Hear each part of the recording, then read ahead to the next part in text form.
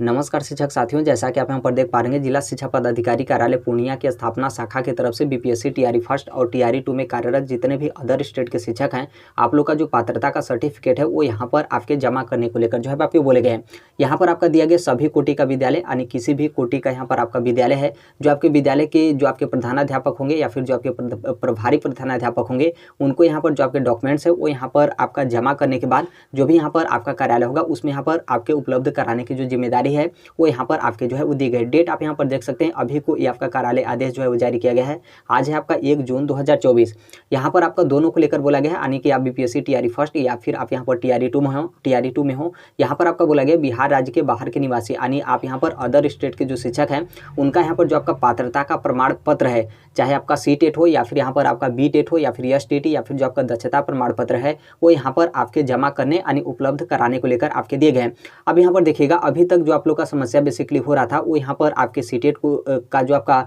5% का जो आपका छूट वाला मैटर था उसका यहाँ पर आपका समस्या था। लेकिन अब यहाँ पर देखिएगा कि अब यहाँ पर जो आपका एस-टी-टी है तो इसका भी आप लोग को जो है वो समस्या देखने को मिलेगा, और इसमें भी जो आपका समस्या होगा वो यहाँ पर जो फीमेल कैंडिडेट है उनका ही यहाँ पर आपके समस्या जो है आपके होंगे, क्योंकि एस-टी-टी में भी जो आपका बिहार बोर्ड की तरफ से जो आपके पास किए जाते हैं तो अदर स्टेट के जो फीमेल कैंडिडेट हैं और बिहार की जो फीमेल कैंडिडेट है, क्योंकि एस-टी-टी में जो आपका पासिंग मार्क्स होता है वो आपके बिहार में सिर्फ महिला आपका दिया गया, यानी सिर्फ आप महिला हैं, कोटि से कोई आप यहाँ पर लेना देना नहीं है। तो यहाँ पर जो अदर स्टेट के फीमेल कैंडिडेट है उनको भी उतना ही जो आपके पासिंग मार्क्स है उतना में ही आपका यहाँ पर क्वालिफाई जो है कर दिया जाता है। लेकिन अब यहाँ पर जो आपके माध्यमिक शिक्षा निदेशक की तरफ से जो आपका हाई कोर्ट में मामला गया था, फिर उसके बाद जो आपके 15 मई 2024 को जो आपके आदेश जारी किए जाते हैं उसमें आपका बोला जाता है कि अदर स्टेट के किसी भी कैटेगरी के जो अभ्यर्थी हैं, चाहे दिव्यांगता श्रेणी से हो या फिर आप यहाँ पर फीमेल हो, आपको यहाँ पर किसी भी तरीके का आरक्षण का लाभ नहीं दिया जाएगा, ना ही जो आपके पात्रता वगैरह है तो उसमें भी किसी भी तरीके का आपका छूट जो है वो नहीं दिया जाएगा। तो अब यहाँ पर सी-टेट वाला तो मैटर आपका था ही,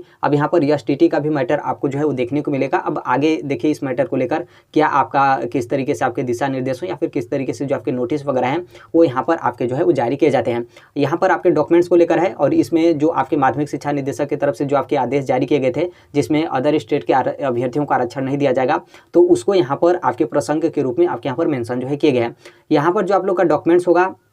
जो आपका पात्रता का प्रमाण पत्र है वो आप लोग को जो है वो जमा करना होगा, जिसके बेस पर आप लोग टीचर होंगे, सी-टेट या फिर आपके यहाँ पर बी-टेट या फिर आपके यहाँ पर एस-टी-टी या फिर आपके यहाँ पर दक्षता, और उसके साथ ही जो आप लोग का विद्यालय का पदस्थापन पत्र है वो भी यहाँ पर आप लोग का जमा होगा। उसके साथ ही यहाँ पर आपका निवास प्रमाण पत्र, यानी आप अदर स्टेट के होंगे तो आप किसी न किसी जिले के आप निवासी होंगे, और अदर स्टेट के होंगे तो कहीं ना कहीं के आप निवासी होंगे, तो वहाँ का जो आपका निवास प्रमाण पत्र होगा उसको यहाँ पर आप लोग को जो है वो जमा करना है। तो ये जो आपके बेसिकली जो आपके 3 डॉक्यूमेंट्स हैं वो यहाँ पर आप लोग को जो है वो जमा करना है। किसको जमा करेंगे? जो आपके विद्यालय के एचएम या फिर प्रभारी एचएम होंगे उनको आप जो है वो देंगे, और इसके साथ ही जो आपके विद्यालय के जो एचएम होंगे या फिर प्रभारी एचएम होंगे उनको यह भी प्रमाणित करते हुए, मतलब जो आपके शपथ पत्र है वो भी यहाँ पर आपका जो है वो देना होगा कि किसी मान लीजिए विद्यालय में अदर स्टेट के एक भी शिक्षक नहीं है तो उनको लेकर यहाँ पर आपके जो है वो दिए गए हैं। और ये जो आपके डॉक्यूमेंट्स जमा करने को लेकर है तो 2 दिन के अंदर जो यहाँ पर आपका जिला शिक्षा पदाधिकारी कार्यालय की स्थापना शाखा होगी तो वहाँ पर ये सभी जो आपके डॉक्यूमेंट्स है वो यहाँ पर आपके जो है वो जमा हो जाएंगे। तो आप यहाँ पर ध्यान रखिएगा, सोमवार को आप लोग यहाँ पर विद्यालय खुलेगा